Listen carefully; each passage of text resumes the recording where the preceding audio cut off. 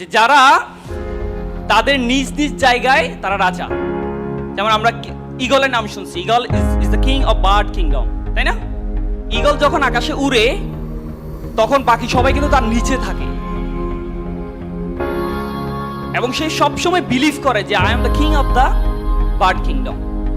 আর ঈগলের এক বাচ্চা, ঈগল একবার কি করছিল, ডিম পাড়ছিল। তো ডিমটা পরে ওই যে মুরগি যেখানে হয় সে জায়গায় ডিমটা পড়ছিল। তো এই ডিম থেকে যে বাচ্চা বের হয়েছে এটা কার বাচ্চা?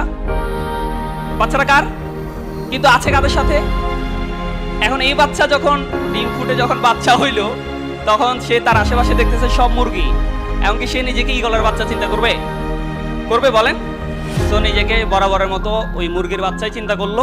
করে যখন সে একটু বড় হচ্ছে, লাফাইতে দেখে, তার মাকে বলতেছে যে এরা লাফায় কেন, এত লাফায় কেন? বলছে তুমিও পারবা একটু লাফাইতে। তো লাফায় এতটুকু উঠে। সে বিলিভ করছে যে মুরগি মানে হচ্ছে এর চেয়ে বেশি উঠতে পারে না, তাই তো নাকি? কিন্তু আসলে কি সে মুরগি ছিল? ছিল না তো। সে কিন্তু মুরগি না, সে কিন্তু ঈগল। সে যদি বিলিভ করতো যে I am the king of the bird kingdom, তখন কিন্তু সে আকাশে থাকতো। তাহলে এই যে বিশ্বাসটা, দৃষ্টিভঙ্গিটা, এটা যদি আমরা চেঞ্জ করতে না পারি, যত ক্যারিয়ার মিট আপ, যত স্কুল অফ ইঞ্জিনিয়ার, যত ধরনের মোটিভেশনাল সেশন আমরা নিই, বাট আমার নিজেকে আমি ডেভেলপ করতে পারবো না। এই জন্য আমাকে we have to change our attitude. এবং দেখেন একটা দৃষ্টিভঙ্গি কিন্তু